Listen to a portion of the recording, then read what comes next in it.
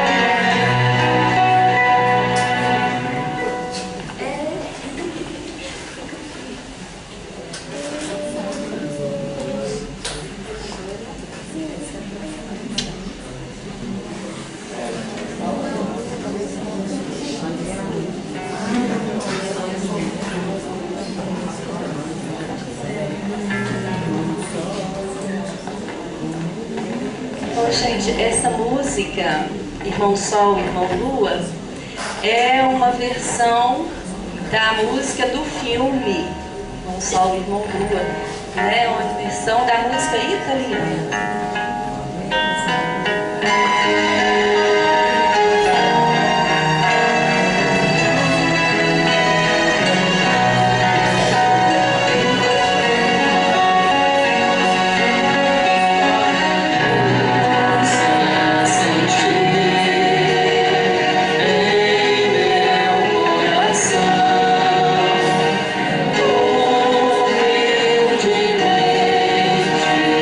Está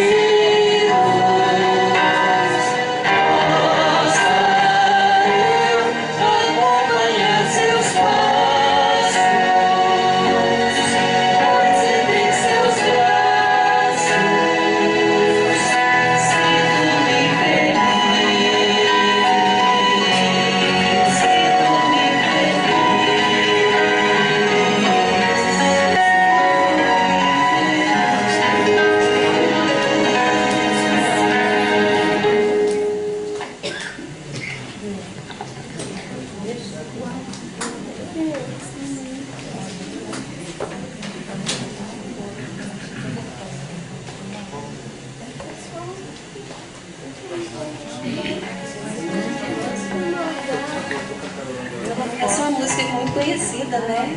Vocês ajudam a gente?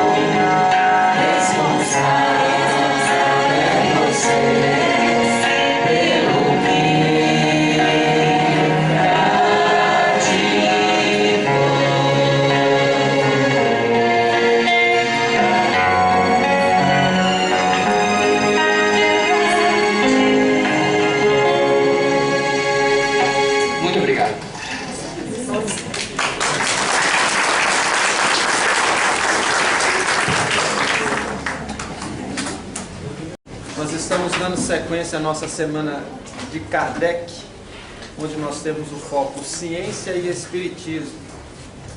Hoje nós teremos a presença do nosso companheiro Ricardo Melo, que vai falar para a gente sobre ciência, filosofia e religião integrados ao século XXI. Na segunda-feira nós tivemos, é bom a gente lembrar que nós tivemos o Andrei Moreira falando para a gente sobre homossexualidade, uma visão científica e doutrinária. Ontem nós tivemos o nosso companheiro Marcos Papa falando sobre Deus e o universo. Hoje o Ricardo Melo falando para a gente sobre a ciência, filosofia e religião. Amanhã o Dr. Gilson Freire vai falar sobre espiritismo e ciência. E na sexta-feira o Eduardo Loureiro, saúde e doença sob a luz do Evangelho e da ciência. É uma semana que falamos dos temas ciência, filosofia e religião, à luz da doutrina espírita. Nós vamos fazer uma prece e logo depois da prece nós vamos convidar o nosso companheiro André para vir fazer a apresentação do nosso expositor da noite. Eu gostaria que todos fechassem os olhos, como as criancinhas na evangelização, e que nós pudéssemos imaginar na presença de Jesus, na beira do lago de Genezaré, onde ele pregava para as multidões, trazendo o seu poema de amor, escrevendo-os nos corações dos homens. Que possamos sentir a suavidade do clima, que que possamos sentir o calor da espiritualidade amiga, olhar nos olhos de Jesus e dizer: Mestre, estamos aqui, Senhor, para aprender um pouco mais dos teus ensinamentos sublimes, à luz da doutrina dos Espíritos. Ajude-nos, Senhor, a abrir os entendimentos para compreender o mundo em que estamos vivendo neste instante. Esse terceiro milênio da grande transformação da nossa intimidade multimilenar. Que possamos, Mestre, enriquecer o nosso patrimônio espiritual com todo esse acervo que vamos receber na noite de hoje, para sairmos daqui com muita paz e alegria em nossos corações. Desejamos, Senhor, que o expositor da noite seja abençoado pela Tua luz e que as Suas palavras toquem fundo ao nosso coração, despertando em cada um de nós as vibrações necessárias para a compreensão daquilo que devemos colocar em prática em nossas vidas. O amor, a justiça, a caridade. Agradecemos, Senhor, por termos essa casa que nos acolhe sempre de braços abertos. E agradecemos a nossa mentora espiritual, que prepara um ambiente com tanto carinho, com tanto amor, com tanto respeito, junto com os seus auxiliares. E que todos nós, de corações entrelaçados e de mãos dadas, possamos agradecê-lo mais uma vez. Obrigado, Jesus. Obrigado por estarmos aqui, na Tua presença. Que assim seja. André, por favor.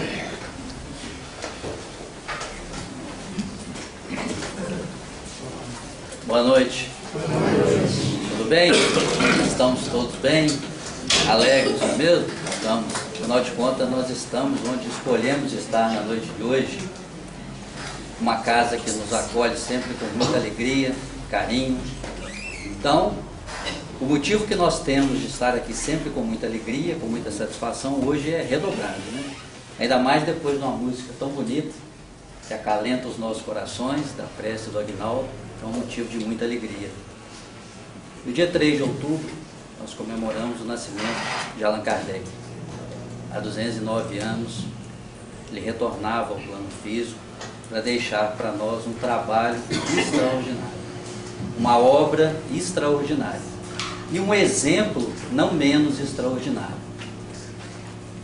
Dentre as inúmeras palavras, orientações que ele nos deixou, eu gostaria de resgatar um com vocês. A melhor religião será que a melhor satisfaça a razão e as legítimas aspirações do coração e do espírito. Que não seja em nenhum ponto desmentida pela ciência positiva, que em vez de se imobilizar, acompanhe a humanidade em sua marcha progressiva, sem nunca deixar que a ultrapasse. Gênesis capítulo 17, item 32. Essa mensagem de Kardec tem uma sabedoria profunda e também a humildade de reconhecer que a doutrina espírita não estava pronta e acabada, que cabia aos seus seguidores, aos continuadores, observar o caráter progressivo da doutrina, sempre atento ao avanço das ciências, à renovação das necessidades do ser humano na sua senda evolutiva. E Divaldo Franco, no seminário do Rio de Janeiro sobre o despertar do espírito, foi colocada a seguinte questão para ele. Kardec, no século XIX, nos trouxe a doutrina espírita. No século XX, através do trabalho sério, dedicado, de médiuns responsáveis, abnegados, nós tivemos a expansão da doutrina através de novas revelações. E qual seria então o papel da doutrina no século XXI? E Divaldo nos diz que é fazer a ponte entre a ciência e a doutrina, lembrando que a doutrina é também ciência, e como a ciência acadêmica progride, avança, está atenta para as necessidades que se renovam. Baseados nisso, a Associação Espírita Célia Xavier, na Semana de Kardec, que faz parte da nossa programação anual, propôs o tema Ciência e Espiritismo no século XXI. Justamente para que nós, através do estudo, através da observação, através dessas reflexões em todos os dias da semana, compreendamos que ciência e religião convergem, diferentemente do que muitos de nós às vezes pensamos. Como diz Louis Pasteur, um pouco de ciência afasta o homem de Deus, muita aproxima. Então esse é o nosso propósito na Semana de Kardec. E como anunciado, hoje nós temos a grande alegria e satisfação de ter conosco o Ricardo Mello, um estudioso da doutrina, um palestrante que dissemina o seu conhecimento, a sua experiência nas casas espíritas, no campo profissional é consultor, na esfera pessoal e profissional, como diretor do Instituto Ricardo Mello. É uma grande satisfação tê-lo conosco, Ricardo. Que Deus o abençoe e vamos ouvi-lo na sua mensagem para nós na noite de hoje. Muito obrigado. Com certeza quem agradeço eu. Olá, meus amigos, boa noite a todos. Boa noite. Deixa eu ver aqui. Tá bem? Tá bem? Tá. O pessoal tá ouvindo aí no fundo? Pronto, não comentou. Da última vez que a gente esteve aqui, eu falei seu microfone, pessoal, mas você tem que falar mais alto. Acho que agora vai resolver. Então que Jesus, mais uma vez, como sempre faz, obviamente tem feito, possa continuar a derramar, não é, sobre todos nós, essa sua sementeira de luz, de paz, de alegria e, acima de tudo, de bênçãos, para que os nossos corações estejam assim férteis de boa vontade, de receptividade, para a gente guardar com muito carinho, né, gente, essas sementes do Evangelho, porque são sementes transformadoras, não são sementes apenas informacionais, não são só informações para deixar nosso intelecto inchado, não, elas têm uma capacidade transformadora, para transformar as nossas vidas, para potencializar a nossa capacidade de ser feliz, para potencializar a nossa capacidade de fazer a diferença no mundo em que nós já nos encontramos. Não é nem no mundo que vai acontecer, que vai vir, não, no nosso mundo atual. E é sempre uma alegria muito grande ter a honra, eu falo que para mim, acho que não só para mim, para todos os companheiros que trabalham na lide da exposição, falar nas semanas de Kardec em alguma casa espírita, porque ter a oportunidade de lembrar o nosso codificador, ainda que de uma maneira extremamente tímida, mas é uma forma fantástica de dizer muito obrigado, porque nós não temos noção, e acredite, por mais que você ache que tem noção, ou eu ache que tem noção, nós não temos noção do que representou o trabalho kármico de Kardec, que não se fez só em uma existência, mas sim no decorrer de várias existências, para que ele tivesse a condição de ser o representante na Terra do Cristo, para organizar todas essas informações que acabaram levando a doutrina espírita para oficialmente decretar o fim da morte, como nós a conhecíamos lá nos idos de abril de 1857, quando o Livro dos Espíritos foi lançado. E sem dúvida alguma, a humanidade nunca mais foi a mesma. Pois bem, nós vamos começar a nossa viagem de hoje, um pouquinho antes da vinda de Kardec. Antes da gente falar do Espiritismo e do seu papel, com a ciência, com a filosofia, com a religião no século XXI, eu gostaria de convidar vocês para mergulhar lá na Idade Média, mais especificamente no século XV, em que nós vamos encontrar o eixo econômico e social do mundo centralizado na Europa. O século XV ele é marcado preponderantemente por um evento que transformaria para sempre todos os séculos vindouros, inclusive do nosso país. Eu me refiro aqui às grandes navegações. E as grandes navegações, muita gente talvez não se dê conta, não saiba disso, mas elas foram frutos direto de um pedido de Jesus, a Hilelo, ao grande companheiro espiritual responsável direto pela evolução do nosso hemisfério.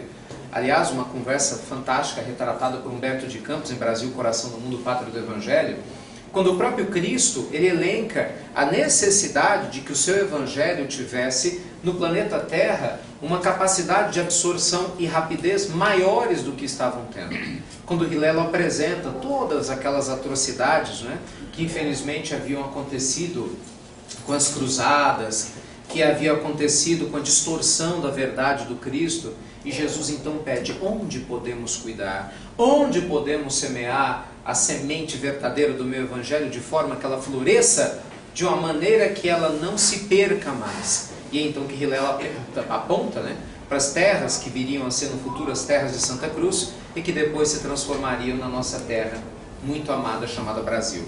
Só que para que isso tudo acontecesse, não em função do Brasil, mas da evolução do nosso planeta, as grandes navegações tiveram curso.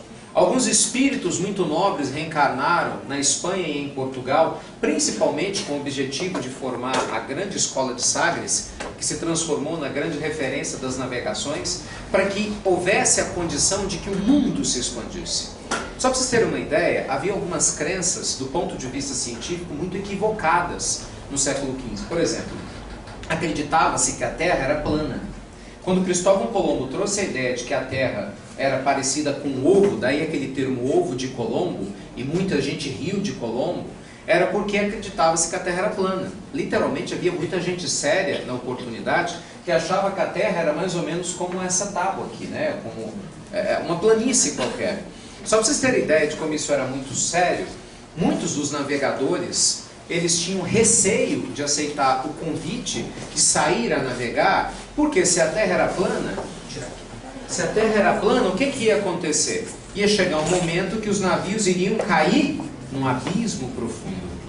Então era muito difícil conseguir tripulações, porque os capitães, por mais que conseguissem o financiamento das viagens com a coroa portuguesa ou com a coroa espanhola, que detinham muitas moedas de ouro à época, tinha dificuldade de poder o quê? Recrutar homens, recrutar pessoas, porque eles tinham medo de morrer. Mas o maior medo deles não era das ondas, não era que o navio naufragasse, era que caísse no abismo. Porque a Terra não era redonda, era plana. Então, naquele momento, o mundo espiritual age em favor da evolução do nosso planeta, estimulando o desenvolvimento científico e astronáutico, permitindo que as navegações tivessem o seu curso, das quais, obviamente, inúmeros desdobramentos positivos vieram a acontecer, em especial a descoberta do nosso país, a descoberta da América por Colombo um pouco antes da descoberta do Brasil, pelo menos não a descoberta histórica, que a gente sabe que não aconteceu especificamente em 1500, pelo menos a de fato, quando simbolicamente nós tivemos aí as caravelas portuguesas aportando aqui no Brasil, né, e dando andamento à edificação daquilo que viria a se transformar no nosso país. Então é importante a gente lembrar, gente, que o mundo espiritual, ele trabalha com planejamento. Ele não trabalha com a impulsividade que é característica das nossas ações na Terra. O mundo espiritual superior, ele antevê o futuro de uma maneira bastante antecipada. Então algo que vai se desenhar daqui a 300, 400, 500 anos em um determinado planeta é antevisto com muita antecedência. Aquilo que para nós parece, na verdade, ser muita antecedência, 500 anos, para o mundo espiritual não é nada. Porque a relatividade da passagem do tempo é bastante diferenciada. Então, a partir daí, nós tivemos uma série de acontecimentos extraordinários, nos mais variados campos daquilo que se chamava ciência, para que a ciência, que até então começava a engatinhar, pudesse o quê? Ganhar um arcabouço teórico fundamentado para dar o suporte para as várias descobertas que viriam a acontecer. Foi assim que nós encontramos Galileu, né, quase sendo condenado à fogueira, como aconteceu com Giordano Bruno, porque ele bateu de frente com a igreja dizendo: não, a Terra não é o centro do universo. Não, pelo contrário, né? A Terra não é o centro. Como não é o centro? Como é que ele ousava dizer que a igreja estava errada? Então, ele foi forçado, para que não fosse queimado lá nas fogueiras da Inquisição, a se calar, a negar todas as verdades que ele havia abraçado. Mas com certeza a semente já havia sido disseminada. Nós vamos encontrar no século XVI a presença extraordinária do espírito genial de Leonardo da Vinci, lançando a sua genialidade a favor das primeiras descobertas da anatomia, que viriam no futuro, através das autópsias, ajudar por demais a medicina que estava num processo evolutivo profundo a conhecer os nossos órgãos de uma maneira mais detalhada, para aumentar a expectativa de vida média na Terra, porque o nosso corpo passaria a ter condições de enfrentar as bactérias, para enfrentar os vírus e toda a sorte de micro-organismos invasores, que naturalmente acaba levando muitos de nós ainda ao desencarne. Nós iríamos encontrar, ainda seguindo essa linha científica no campo da medicina nos séculos posteriores, o trabalho extraordinário de Louis Pasteur, que foi muito bem citado pelo André aqui. Pasteur, que foi responsável pela criação do processo de pasteurização e que acabou permitindo que exatamente muitos desses elementos centrais que assolavam, infelizmente, permitiam que muitas pessoas desencarnassem por motivos simples de infecções que poderiam ser evitadas, com o processo que Pasteur trouxe a lume e acabou estimulando outros cientistas a fazerem o mesmo. Nós tivemos condições de nos cuidar melhor.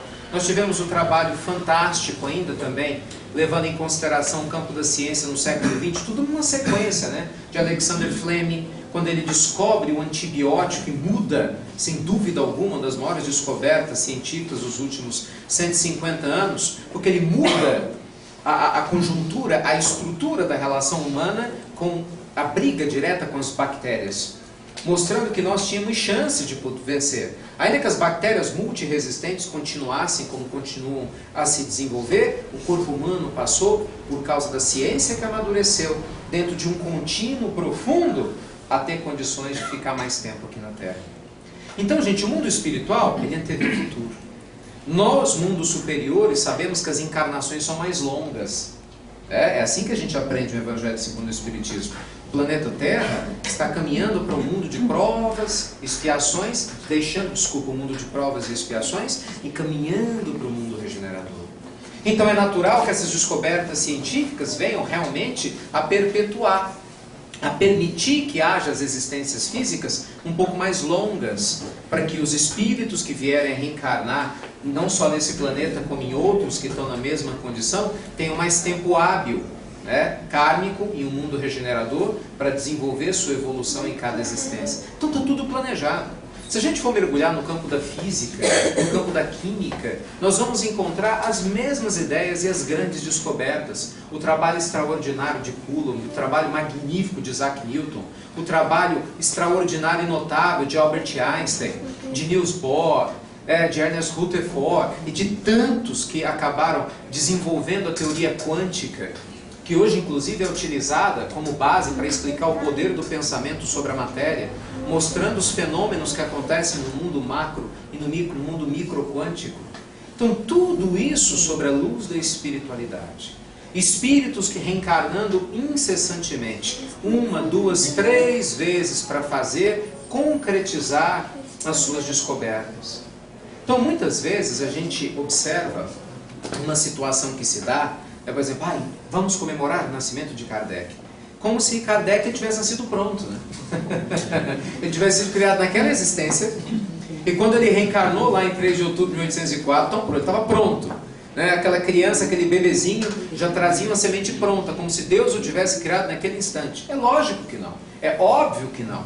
O trabalho do Espírito de Verdade, a pedido direto de Jesus, envolvendo não só Kardec, mas toda uma série de espíritos que estavam encarnados e na oportunidade desencarnados, era uma sequência de vários eventos que já estavam acontecendo há séculos, para não dizer milênios, bem antes da vinda de Jesus à Terra. Como hoje nós temos inúmeros missionários encarnados já no Brasil, bebês, crianças, alguns espalhados pelo Oriente Médio em várias partes do mundo, com um senso de moralidade superior, inclusive ao nosso, muitos vindos de outros planetas mais evoluídos, para fazer a nossa humanidade crescer. E escrevo, fique tranquilo, isso é certo, líquido e certo. Nos próximos 15, 20, 30 anos, a Terra vai ter a oportunidade de assistir inteligências notáveis que vão saber unir a capacidade intelectiva com a capacidade de amar. Porque esse é o destino do mundo. Todos nós estamos voltando para Deus. Então, quando a gente chega, meus queridos amigos, no século XIX, E nós vamos assistir um século extremamente importante para a nossa história. Por quê? O século XIX, ele ratificava, em especial, algumas descobertas, principalmente no campo psíquico, que estavam acontecendo já há algum tempo. Nós tivemos o trabalho maravilhoso, desenvolvido por Emanuel Swedenborg na Suécia, lançando os olhos, chamando a atenção dos europeus para uma mediunidade maravilhosa que ele possuía. Logo em seguida o trabalho fantástico e antológico de Mesmer, conseguindo despertar inúmeros discípulos que continuariam com os estudos do mesmerismo. E nós devemos muito a Mesmer, por quê? Porque foi através do estudo do mesmerismo, quem não sabe o estudo do magnetismo, que evoluiu para chegar no passe que nós temos hoje, nós devemos a essa curiosidade, o desejo profundo de Kardec por conhecer coisas maiores. Enquanto ele não era Kardec, era só o professor Rivail, ele estudava o magnetismo. Ele era fã incondicional do trabalho de Mesmer. Ele participava das reuniões de magnetizadores na França. E foi ali que ele formou o grupo com Fortier e com tantos outros que acabaram levando ele ao conhecimento das mesas girantes. Então veja que é tudo um contínuo, percebe? É como se fosse uma dança em que um passo vai sucedendo o outro. Um passo vai sucedendo o outro. E a gente realmente vai identificando que nada acontece por acaso.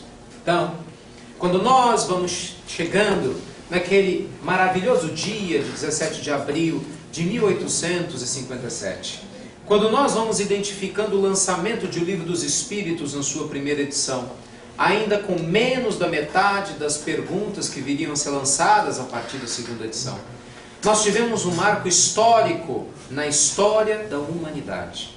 Ainda que muitas pessoas não se deem conta disso, o futuro, com toda certeza, vai fazer justiça à importância do lançamento de O Livro dos Espíritos.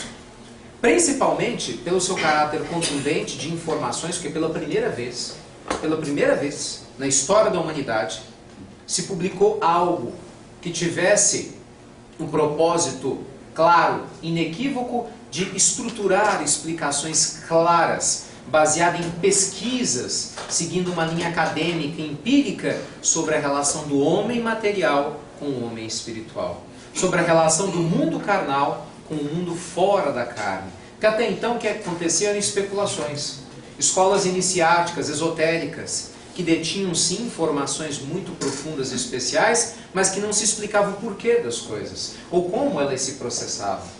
Então coube a Kardec, quando ele aceita o convite feito pelo Espírito de Verdade, por todos aqueles amigos que o protegiam, a responsabilidade de compilar aquelas informações e trazer à lume, gente, informações preciosas, que somente depois do lançamento de O Livro dos Espíritos, apenas após 1857, é que viriam a ser comprovadas, mostrando o caráter extraordinário e de vanguarda das informações que o Livro dos Espíritos nos trouxe, trazendo a confirmação da realidade das informações do mundo espiritual. Para a gente ter ideia, o livro Origem das Espécies, que marcou época, que sem dúvida alguma fez um barulho gigantesco na comunidade científica internacional, lançado por Charles Darwin, ele foi publicado em 1859, 2 anos depois. Então, 2 anos depois de Kardec lançar o Livro dos Espíritos, Darwin lançava o livro Origem das Espécies. Charles Darwin foi responsável por causar uma hecatombe no meio da igreja, que detinha o poder na época. E para vocês terem uma noção, ele próprio entrou numa crise existencial violenta. Ele ficou por mais de 5 anos com um trabalho monumental que ele havia feito quando ele viajou com o Beagle, o célebre navio, ao redor de boa parte das costas mundiais, inclusive passando por aqui pelo Brasil, identificando que as espécies evoluíam, que elas não eram simplesmente criadas, que o criacionismo puro e simples que era proposto pela igreja não era verificado na prática, que havia um processo evolutivo sim, havia uma lógica científica sim, que aquilo se chocava com os princípios criacionistas que ele havia abraçado da igreja, do princípio de Adão e Eva, da geração espontânea, que a vida nascia do nada. E ele mostrava, não, a vida não nasce do nada, a vida sempre vem de algum lugar. Só que 2 anos antes, o Livro dos Espíritos nos mostrava isso. Quando a gente vai analisar em O Livro dos Espíritos a estrutura central da vida do universo, em que Kardec tangencia nos capítulos iniciais para aprofundar em obras futuras, especialmente na Gênese, nós vamos ver que nós somos apresentados ao caráter evolutivo, mostrando que tudo evolui 2 anos antes da prova científica aparecer. Nós vamos identificar, por exemplo, no trabalho extraordinário de Gregor Mendel, um monge austríaco responsável pelos estudos comparados das tendências daquilo que futuramente seriam genéticas, né? Nos mostrando a combinação dos genes, que ele viria descobrir voluntariamente no seu trabalho de monge, observando as ervilhas e observando os cultivos que ele realizava, mostrando que havia uma combinação sim genética, mas que muitas vezes era motivada por forças além da compreensão humana. Como hoje começamos a entender que isso é viável. Nos últimos 10 anos, muitas pesquisas feitas, em especial nos Estados Unidos, em laboratório, têm mostrado como o pensamento e as emoções humanas interferem, inclusive, nos filamentos de DNA, podendo modificar estruturas genéticas. Só que no Livro dos Espíritos, isso já se sabia. Porque todo o processo mediúnico, ele é estruturado na correlação direta com as nossas energias junto ao mundo espiritual. Todo o nosso processo kármico ele é estruturado pelas energias que o perispírito que nós carregamos, junto com as marcas que nós trazemos junto a ele, né, imprime no nosso corpo físico. Semelhante a marcas que nós podemos imprimir aqui nesse quadro. Então, o pensamento são vai gerar um corpo são. Então, problemas kármicos que nós carregamos vão diretamente causar reflexões diretas no corpo físico. Hoje nós conseguimos observar isso. Hoje a psiconeuroimunologia, que é uma cadeira relativamente nova no campo da medicina, nos mostra, junto com a psicologia positiva, como que as emoções humanas causam um impacto direto na nossa capacidade de adoecer ou de se curar. Apenas na década de 60 do século passado, o Dr. Herbert Benson, nos Estados Unidos, começou a desenvolver um trabalho monumental, lançou um livro histórico chamado A Resposta do Relaxamento, mostrando que pessoas que praticam meditação e relaxam, elas adoecem menos. Mas elas adoecem menos porque elas ficam menos tensas. E quando a pessoa está menos tensa, ela tem menos registros emocionais negativos, o corpo responde melhor.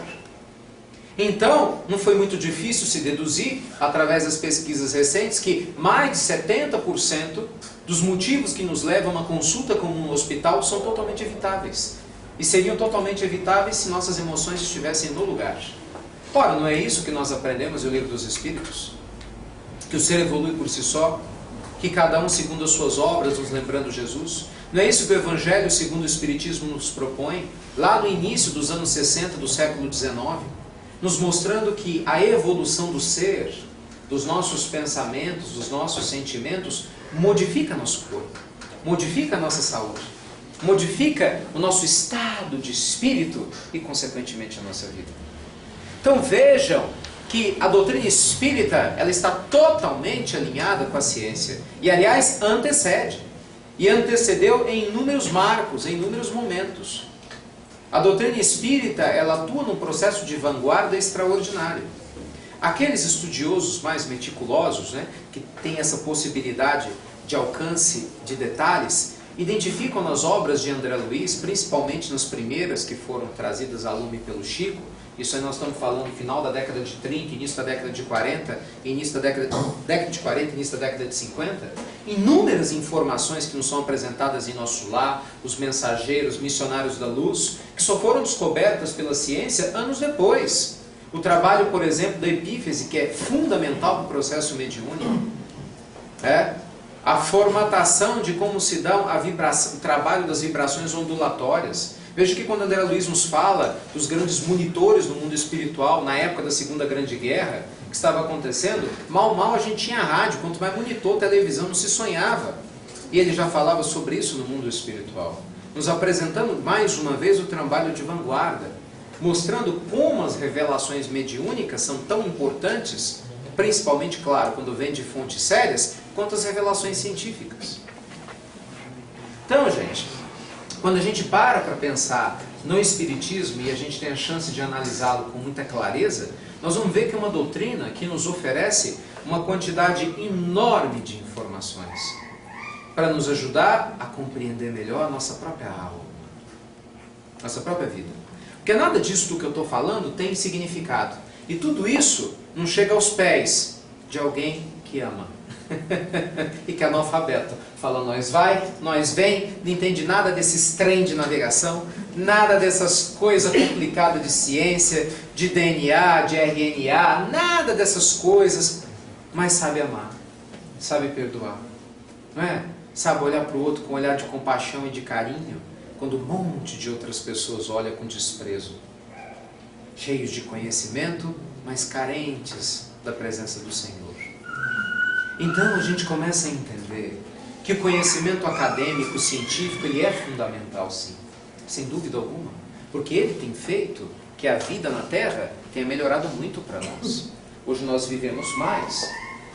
A época de Jesus, acreditava-se que a expectativa de vida média do homem era inferior a 30 anos. Morria-se rápido, havia muitas guerras, muitas doenças. Hoje nós já temos a possibilidade de sonhar com 100 anos nas próximas décadas. É uma perspectiva real e totalmente factível. Há inclusive os mais arrojados e ousados quem diga que o homem que vai viver 1000 anos já nasceu, por causa da terapia genética que começou a se desenvolver e se desenrolar. Então, a doutrina espírita assiste a essa evolução científica e ao mesmo tempo filosófica com um olhar muito atento. E é muito importante a gente entender o papel do espiritismo nesse processo, principalmente agora no século XXI. Porque o século XXI, gente, ele é marcado por uma quantidade gigantesca de informações que nós temos ao nosso redor, que mudam para sempre a nossa forma de viver e que a gente nunca teve. A primeira delas, microinformática, que nós assistimos, né, os seus primeiros passos na década de 70, no século passado, e que nós vimos o seu florescer no final da década de 80, principalmente 90, para se estabilizar como algo quase que natural, fazendo parte do nosso modus vivendi a partir do século XXI. Traduzindo, hoje, você falar para uma criança, por exemplo, eu tenho uma filha recém-nascida, eu sempre falo isso com a minha esposa, fico brincando, falei, nossa, falar para Isadora daqui a algum tempo que tinha uma época que não tinha celular, não é isso? Você conversar com os meninos mais jovens agora, da geração Y, que tem em torno de 21 anos ou menos, olha, tinha uma época que você não tinha internet. Como assim não tinha internet? Não é? Como assim não tinha internet? Por quê? Porque não tinha internet. Esse é um advento recente, que nos liga diretamente uns aos outros. Bem, André Luiz, na década de 40, o nosso lar falava dos sistemas de comunicação, em que eles próprios se comunicavam através de aparelhos. Isso, para não dizer a comunicação mental, que se dá entre espíritos mais nobres, que tem essa condição. E aí hoje a gente tem internet. Então a microinformática mudou para sempre a nossa relação com as informações. É ou não é? De uma maneira positiva e negativa, como nós vamos ver daqui a pouco. Só que além disso, nós temos, por exemplo, uma outra descoberta extraordinária que promete muitos problemas e embates, mas ao mesmo tempo nos oferece uma perspectiva fantástica, que é a terapia genética. No final dos anos 90, nós tivemos o mapeamento do genoma humano, identificando as características do nosso DNA. E pasmem, a diferença que nos diferencia, com perdão do trocadilho, de um rato é muito pequena. É sério, dos primatas é infinitamente pequena. Muito pequena. É um mísero detalhe. É um mísero detalhe. O homem começou a perceber como que ter o conhecimento dos pares, da dupla hélice helicoidal lá do DNA, e de como que se processa essa ligação através do elemento do RNA, e como que é possível sonhar com a possibilidade de interferir geneticamente prevendo doenças, ou interferindo para que algumas enfermidades que hoje são mortais deixem de ser, isso tudo passa a ser real. Nós tivemos com essa evolução todo um processo que está encaminhado para o processo da clonagem, a proposta de clonar órgãos, e ao mesmo tempo o problema filosófico, ético, moral de se clonar seres humanos. A ciência está como uma criança que descobre um monte de brinquedos. Sabe criança quando você dá Lego para ela? Ai meu Deus, os meninos, você dá um videogame novo, um monte de joguinhos, aí eu quero, e começa a jogar um e joga outro, mas não tem limite, né? Se deixar a vara madrugada, não estuda, não faz mais nada, fica pendurado no computador, são cientistas céticos. Esse é o problema. Não há limites. Então tudo pode. Por exemplo, no processo de clonagem, muitos embriões são descartados, ignorando que alguns daqueles embriões já têm espíritos ligados a eles. E que é uma espécie de, entre aspas, aborto, de assassinato. Então, nós não podemos ignorar a nossa responsabilidade direta em relação a vários processos que estão nos acontecendo. A internet é extraordinária? Com toda certeza é. Mas foi através da internet que homens-bomba se comunicaram e se comunicam com grande facilidade. Que a Al-Qaeda, por exemplo, consegue estruturar um ataque terrorista. Então a internet é uma via de mão dupla, porque ela nos traz informações boas e ruins. E quem é que vai determinar isso? O senso moral. A clonagem, ela é fantástica? É. Mas ela pode ser perigosa? Sem dúvida. Quem vai modificar isso? O senso moral. É como um carro. O carro bem guiado nos leva de um ponto a outro. Mas irresponsavelmente guiado, cria mortes, desastres. Não é isso? Então, a doutrina espírita, ela tem a grande responsabilidade de nos lembrar que nós somos seres espirituais vivendo uma experiência material e não seres materiais vivendo uma experiência espiritual. O nosso processo principal de vida é a evolução do ser, não é a conquista da matéria. Não adianta você conquistar a matéria, ter uma casa linda, maravilhosa, com televisão de plasma, sei lá quantas polegadas, cada dia que passa tem mais polegada, né? Né? Com aquele carro do ano, com aquelas coisas todas. Tem casa que daqui a pouco vai falar. Você chega e fala, bom dia. O Bill Gates já fala com ele, bom dia. Casas de milhões e milhões de dólares. De repente você chega em casa e você está de Belém, Belém, nunca mais estou de bem com seu filho, com a sua esposa, com seu marido. O que adianta? Porque depois que desencarna, o dinheiro todo não significa nada no mundo espiritual. São as conquistas morais que nos acompanham. E aí a gente vê como é miserável aquele homem que infelizmente só tem dinheiro. Era tão miserável que de tão rico, infelizmente ele só tinha dinheiro. Então, nós precisamos compreender que todo o conhecimento intelectual do mundo que permite que conhecimentos químicos sejam rearranjados de maneira a criar armas letais que podem exterminar incontáveis quantidades de pessoas, a gente precisa impedir que esse conhecimento seja usado da maneira como foi utilizado na Síria recentemente. É necessário muito conhecimento químico, muito conhecimento técnico para poder construir bombas atômicas. Você vê o problema do enriquecimento de urânio lá na Coreia do Norte, o problema, né, de Israel com os Estados Unidos em relação ao Irã. Por quê? Porque a bomba atômica nas mãos erradas, se é que existe bomba atômicas em mãos certas, né? Porque uma bomba atômica sempre vai ser uma bomba atômica. E basta uma explodir para a humanidade não resistir. Tamanho poder hoje de uma única bomba ser infinitamente maior do que a bomba lançada sobre Hiroshima e Nagasaki. Aliás, a esse respeito, certa vez, entrevistaram Albert Einstein. Einstein se sentiu culpado até o final da vida por causa da utilização da bomba atômica. Porque as pesquisas iniciais que foram levadas a cabo e que acabaram ocasionando, né, com o disseminar da bomba, foram realizadas por ele. Só que o objetivo dele nunca foi utilizar a bomba de uma maneira negativa. Na verdade, utilizar aqueles conhecimentos nucleares de uma maneira nociva, negativa. Então ele se sentiu muito culpado. Embora a responsabilidade não fosse dele, que outros que utilizaram daquelas informações e acabaram, infelizmente, usando contra outros seres humanos. Mas Einstein falava quando perguntava, o senhor acha que nós vamos ter a Terceira Guerra Mundial? Como vai ser?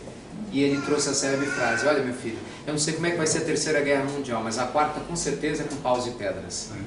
Porque não vai ter nada. Não iria ter nada. E o mundo teve à beira da Terceira Guerra Mundial.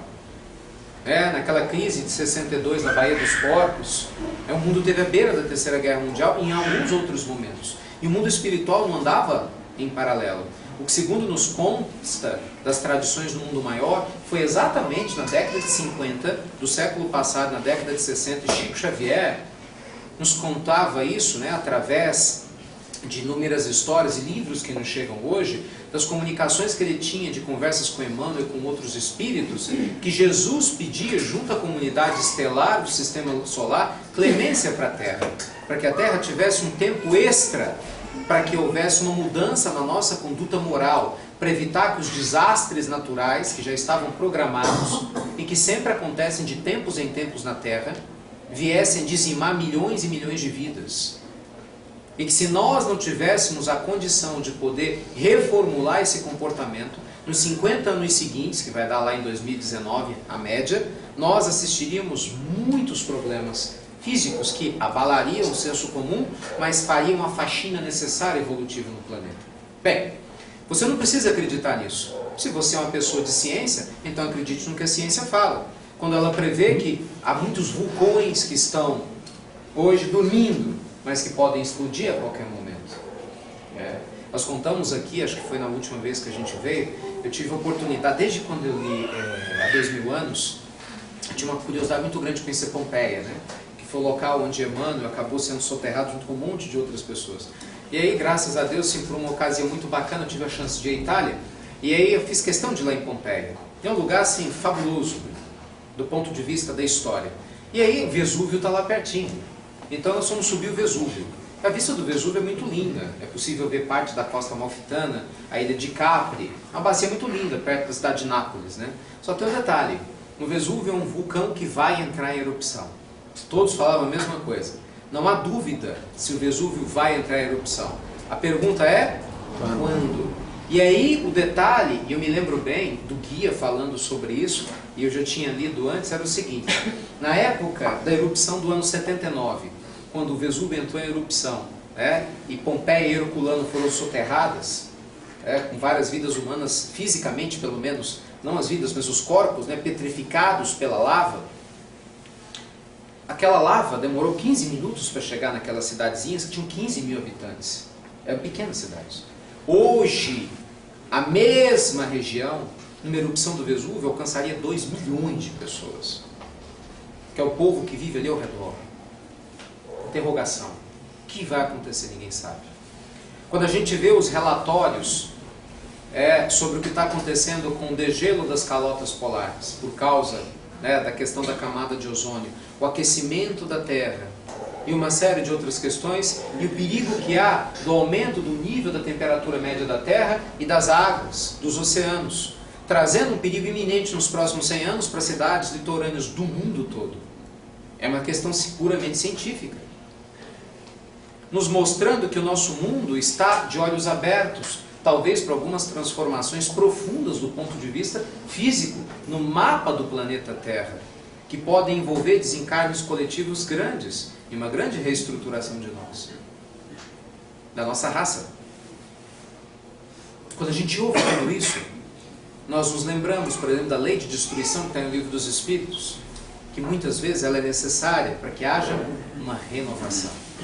Só que na conversa que Chico dizia que Jesus teria tido, e tudo nos leva a crer que sim, não há por que duvidar dessa colocação, junto com os amigos superiores havia o desejo sincero de que nós nos transformássemos, para que no lugar das guerras e de inúmeros desastres a misericórdia divina se fizesse, e moralmente nós soubéssemos utilizar um conhecimento que estaria nos chegando, semelhante a uma criança responsável e mais amadurecida, que sabe a hora certa de estudar, de brincar, de conversar, de jogar videogame. Somos nós, crianças, que temos a condição, sim, de valorizar as conquistas materiais, claro, de usar bem a saúde do corpo, dessa vida maior que a gente tem na Terra, claro, de utilizar bem das condições físicas, mas sem jamais se esquecer da nossa origem espiritual. E o Espiritismo tem o dever de nos lembrar disso. No século 21, 22, 23 e todos os que virão, de que nós somos seres espirituais, de que aqui é só mais uma encarnação, e que cada encarnação é como uma série escolar. A gente pode aprender muitas coisas se a gente quiser, ou a gente pode tomar bomba e repetir. Tudo depende do nosso livre-arbítrio. E a doutrina espírita vem nos mostrar que não tem vítimas na vida, que nós somos responsáveis pela vida que nós estamos construindo. Que a nossa casa mental, nosso aspecto emocional, gente, ele pode se transformar a qualquer momento. Por mais bobagens que a gente tenha feito no passado, nós podemos mudar a partir de agora. Se a mudança é verdadeira e genuína, tudo se transforma. Porque a verdadeira mudança vem de dentro para fora.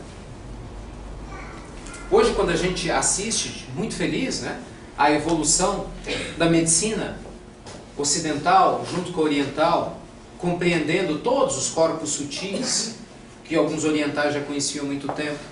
Quando a gente assiste, por exemplo, o trabalho magnífico da Associação Médico Espírita Brasileira, que vai levando esse conhecimento fabuloso para as várias partes do mundo, mostrando que além das energias e dos corpos sutis, mostrando que os nossos pensamentos e emoções criam energias que vão sendo repassadas para o corpo, a doutrina espírita nos apresenta o elemento da obsessão.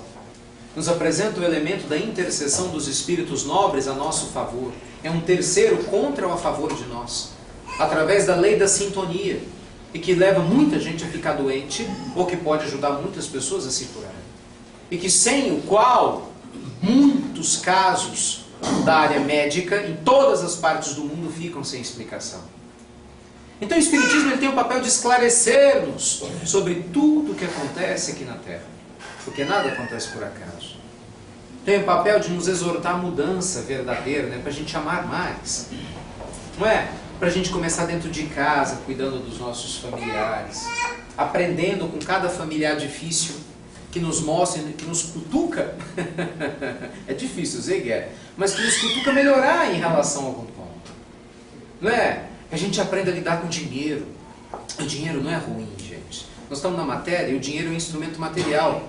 O dinheiro vem de Deus como qualquer outra questão material. Vem de Deus, o corpo físico vem de Deus. Não é a Trindade universal?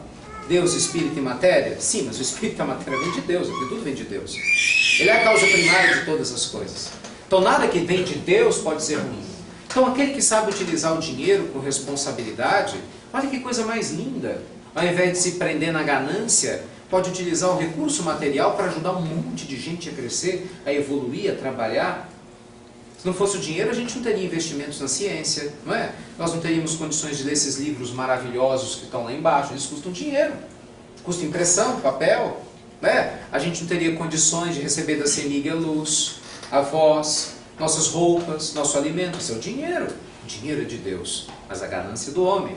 Então o Espiritismo nos lembra que o dinheiro é de Deus e que a gente deve aprender a lidar com respeito com ele. Século 21, 22 e 23, a doutrina espírita nos mostra que o sexo é de Deus. Que o ser humano tem todo o direito de desfrutar, sim, dos sabores que a energia sexual responsável, maravilhosa, que essa troca de afeto saudável que é feita entre almas, também através de corpos, e não feita entre corpos, através de almas. Mas que a relação sexual verdadeira é um presente de Deus ao homem na Terra, para fortalecê-lo na sua caminhada. Para aqueles que têm essa demanda, já que muitas pessoas passam com tranquilidade nas suas existências sem a necessidade do sexo. E vão muito bem, obrigado. Mas a doutrina nos mostra que é possível sim, naturalmente, ter uma vida sexualmente ativa e mostrar que o sexo não é sujo nem pecado. E a gente não precisa cair na lascívia e na luxúria. A doutrina espírita nos mostra que o progresso é necessário. Que a gente tem o direito de querer mais, desde que esse mais não seja superior ao nosso desejo de crescer em espírito. Na lei do progresso, a gente entende que é digno o trabalhador lutar pelo seu trabalho, para progredir materialmente, para a gente progredir em relação a tudo que a gente faz. Poxa, se eu faço palestra de um jeito, por que eu não posso querer progredir para melhor? Isso não é ser vaidoso. Vaidoso é eu achar que eu sou melhor que você. Mas eu querer o meu melhor, isso é bom senso. Eu desenvolver minha potencialidade interna. Por que você não pode fazer melhor aquilo que você faz? Isso é um progresso. Isso é de Deus. Já a arrogância, a arrogância já é do homem. Entende? Então a doutrina espírita nos lembra que nós podemos tudo, porque nós somos deuses. Foi Jesus que disse isso. João capítulo 14. Vós sois deuses. Um dia fareis aquilo que eu faço e muito mais. Aliás, nos lembrava Jesus, versículos antes, lá no 6º. Eu sou o caminho. Eu sou a verdade. Eu sou a vida. Ninguém vem ao Pai, senão por mim. Então veja que Jesus ele não proíbe a evolução. Ele não proíbe o crescimento. Ele não proíbe o amor. Ele não proíbe nada. Pelo contrário, ele não briga com a escuridão. Jesus ele pede simplesmente que a gente acenda a luz. A ciência precisa acender a luz da fé. E a fé precisa ter a luz da ciência. A ciência sem a religião é cega. E ao mesmo tempo, a religião sem a ciência é manca. As duas precisam caminhar em conjunto. Elas precisam caminhar em conjunto. E a doutrina espírita nos mostra que nós temos condições de fazer isso. Veja como são as coisas, né? Quando Karl Marx publica o Capital, junto com Friedrich Engels, e mostra ao mundo no século XIX a proposta do socialismo, que viria dar errado nas bases em que fora constituída, mas que a princípio tinha uma base bacana, em que as pessoas são iguais, né, que deveriam ser trabalhadas como iguais. Bem, esse princípio, o básico, foi apresentado no Livro dos Espíritos. O vergonhoso sistema de castas que mancha boa parte do trabalho espiritual da Índia. E no Livro dos Espíritos nós encontramos que todos nós somos iguais perante Deus. Todos nós.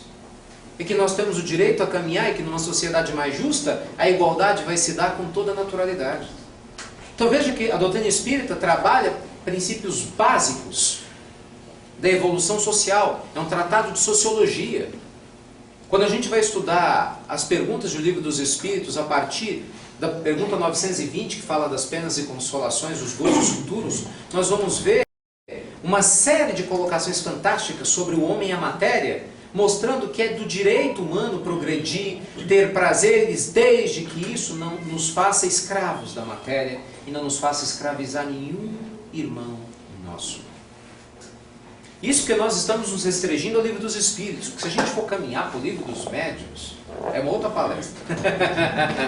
A gente for analisar o fenômeno mediúnico, né? A capacidade nossa de interagir com a vida verdadeira, que nos mostra que aqui é só um campo de passagem.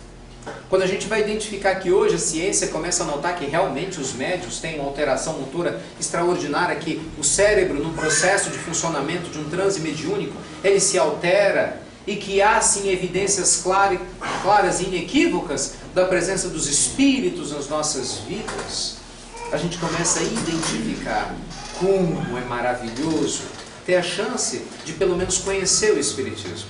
Você não precisa ser espírita. Aliás, Kardec, quando questionou o Espírito de Verdade sobre qual era a melhor religião, a resposta foi extraordinária. Aquela que maior número de homens de bem fizeram. Nunca. Os próprios Espíritos falaram, é o Espiritismo. Pouco importa se você é espírita. Pouco importa se quando o pessoal do IBGE for fazer o próximo censo daqui a alguns anos e bater na tua porta, perguntar qual a sua religião, você vai falar espírita. Porque a gente tem de espiritual que é brincadeira, né? Porque as linhas editoriais mostram que os livros espíritas ou espiritualistas estão na base dos que mais vendem no Brasil, junto com os livros didáticos, né? Então, um volume gigantesco. As pesquisas mostram que mais de 50% da população brasileira acredita em reencarnação. Como é que a gente só pode ter pouco mais de 2 milhões e 500 mil espíritas? Nós temos mais, gente, de 12 mil casas espíritas catalogadas, que se tem notícias espalhadas pelo Brasil. Fora as que acontecem na casa de um cantinho do outro, que a gente nem sonha. Como é que a gente só pode ter 2 milhões? Na verdade, a gente tem 2 milhões e 300 mil. Lógico que não. Mas pouco importa o que a gente diga para os outros, para o povo do IBGE. Importa que nós estamos falando para Deus através das nossas escolhas. Não é isso? Da nossa consciência. Através da nossa conduta. Do exemplo que a gente vai deixar na hora que a gente voltar para casa. Na hora que as pessoas estiverem no nosso velório, lembrando das coisas boas que a gente espera ter feito. Tendo condições de merecer uma atenção dos espíritos amigos, por mérito. Não só por misericórdia, mas por mérito. Porque a gente soube aproveitar a nossa chance aqui na Terra. Porque a gente soube usar a internet, porque a gente soube usar os conhecimentos acadêmicos, científicos, soubemos viver mais, soubemos utilizar o dinheiro, a sexualidade e todas as outras possibilidades que a matéria oferece com responsabilidade. Mérito vai ser, e fantástico vai ser, a gente poder voltar para casa daqui a algum tempo, ou pouco tempo, cada caso é um caso, né? E ao voltar para casa, que é o mundo espiritual, a gente poder olhar para trás e falar, Senhor, valeu, chique. Gostei do trem que eu deixei. Exatamente, quem fizer de especial, de especial, meu pai, eu não fiz muita coisa não, mas pelo menos eu acho que eu estou voltando para casa melhor do que eu cheguei. Não é? Pelo menos isso. Pelo menos acredito que em relação ao que eu fui, estou voltando melhor, estou menos egoísta. Ainda não estou iluminado não, mas já estou menos egoísta. Né? Não consigo de repente viver Deus, mas pelo menos já falo do Senhor, já consegui fazer isso para minha família. Né? Não consegui ainda frear minha mente, a boca para os pensamentos negativos, mas pelo menos já comecei a trabalhar pensamentos positivos, que talvez há muitas existências eu não fizesse. Mostrar progresso. Assim como um aluno mostra para um professor, olha professor, eu não entendi tudo que o senhor falou não, mas eu estou estudando, viu? Ó, esse exercício eu já consegui resolver. Qual que é o professor, e quem é educador sabe disso, que não fica motivado para ajudar um aluno desse? Você vê, o aluno tem dificuldade, mas ele é responsável, ele está se esforçando. Dura aquele aluno negligente, né? O professor está lá se esforçando para dar aula, ele nem tinha um... Agora está no Facebook. Mandando mensagem, cutucando o outro. Gente, silêncio, nem aí. Quer dizer, esse professor, bem, ele vai usar o tempo dele para ajudar o aluno que quer aprender, não é? O que vocês acham que no mundo espiritual é diferente? Jesus foi claro, a cada um segundo as suas obras. Não é à toa que no capítulo 17, lá do Evangelho, no Sede Perfeitos, a gente ouve: conhecereis o verdadeiro espírito ou cristão pelo esforço que venha fazer, que faça por domar suas más tendências. O Senhor da vida, gente, não espera que fiquemos perfeitos. Ele nos conhece, sabe que não dá ainda. Mas espera boa vontade. Não é? Pelo menos isso. Que isso tudo faz uma diferença enorme. Enorme. Só para aproveitar aqui os instantes finais.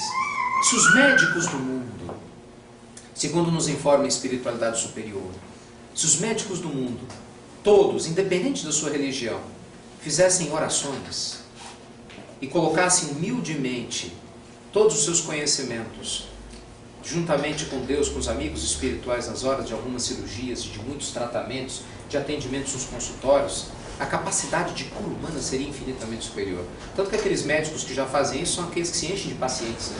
Porque eles sentem, a energia é outra, a capacidade é outra, a percepção é outra. Se os advogados, os juristas ou quem lida com direito no mundo utilizasse o conhecimento das leis da terra, juntamente com a sensibilidade das leis divinas, certamente o nível de aconselhamento, de percepção, da forma como se lidaria com a justiça na terra, seria outro. Não é? Se os cientistas do mundo utilizassem o conhecimento acadêmico fantástico que a matemática propõe, que a física, a química, a astrofísica, né, as ciências econômicas, as biológicas em geral e tantas outras, as sociológicas, nos oferecem. Lembrando que nós somos seres que devemos caminhar para uma justiça social, nos respeitando uns aos outros, e que a moralidade deve ser a base de qualquer caminho científico, com toda certeza a humanidade já seria outra. Mas vai ser. Que o mundo espiritual já está trabalhando para acelerar esse processo. Porque não depende de você e de mim. Gente, o Senhor da vida não vai ficar cedendo a nossos caprichos, né? A Terra precisa caminhar também. Ela também precisa evoluir. E se a gente está que nem milho de pipoca, sabe os peruá? Peruá, sabe? Aqueles milho de pipoca, que não pipoca de jeito nenhum, né? Você joga um óleo. Puxa, esse danado não estoura, está queimando. Muitos de nós é igual o peruá, né? Tem chance e não pipoca de jeito nenhum. Né? Não traz à tona o melhor de jeito, não tem problema. A vida é justa. Porque não é justo, né? As boas pipocas ficarem lá prejudicadas com os peruás. Aí nós temos os degredos que já estão acontecendo, que é um tema para uma outra história, que é o que aconteceu com Capela. Muito tempo atrás, quando as raças básicas, as 6 raças que povoaram a Terra, tiveram condições de existir, sendo que 4 delas vieram de fora da Terra, vieram de Capela, porque não souberam aproveitar a oportunidade que eles tiveram naquela época, que nós estamos tendo agora. Então que Jesus, em sua infinita bondade e misericórdia, que permite para a gente momentos fantásticos como esse, né, de que a gente pode estar numa casa iluminada, não vou nem falar espírita, né, porque a ideia não é ter nenhum sentimento exclusivista, porque Jesus nunca foi exclusivista. Numa casa de Deus, seja ela com qual rótulo for, tendo a chance de refletir como nós somos agraciados pela vida, né, de termos uma existência a mais, para a gente amadurecer, para a gente crescer, né, para a gente se iluminar, para a gente dar conta das nossas frescuras, dos fricotes que a gente carrega, para dar conta de ser mais feliz. Que esses momentos, gente, eles perdurem. Que essas sementes se transformem verdadeiramente em flores que gerem ótimos frutos. O papel da doutrina espírita no século XXI é nos lembrar tudo isso. Porque assim a ponte entre ciência e espiritualidade vai se dar na maior naturalidade. Porque em breve vai ser absolutamente impossível, e um contrassenso, uma pessoa pensar na evolução científica ignorando qualquer princípio espiritual. Porque os seres que estarão entre nós, e por que não acreditar que nós mesmos, num patamar diferenciado de consciência, já vamos e muito ter passado dessa consciência um pouco restrita que muitos de nós na humanidade ainda carregam nos dias de hoje. Então que Jesus nos abençoe, né? Fortaleça a nossa caminhada. Mais uma vez, em especial aqui ao Célia Xavier, aos trabalhadores no campo material, voluntários, estão firmes, graças a Deus, há anos nos ajudando, aos amigos do mundo espiritual, e em especial ainda mais, um nível especial maior, nessa semana de Kardec, nos ajudando a lembrar, com toda a justiça, o trabalho do nosso codificador, de toda aquela equipe espiritual, que a gente nem sonha, que nos trouxeram essas preciosidades, que mataram a morte e trouxeram a vida para o seu verdadeiro lugar. Que Jesus seja conosco, hoje e sempre.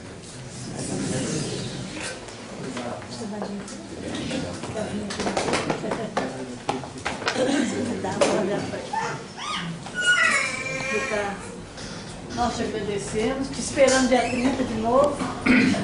Dia 30 ele volta. Quem gostou pode voltar dia 30 que ele estará aí, se Deus quiser.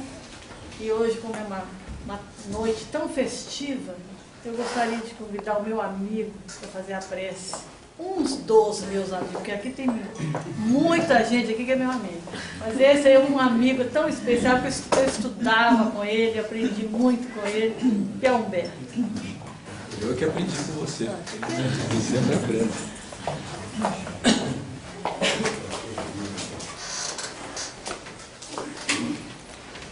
Meus irmãos, depois desta conversa tão rica de ensinamentos,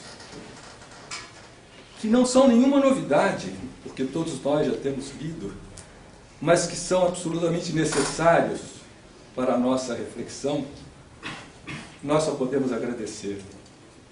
E por isso nós vamos pedir a todos que busquem o mais alto, elevando o pensamento a Deus, a Jesus, para agradecer por tudo que temos recebido, para agradecer por esta doutrina extraordinária e, sobretudo, a este codificador, que realizou um dos trabalhos mais extraordinários que a humanidade recebeu.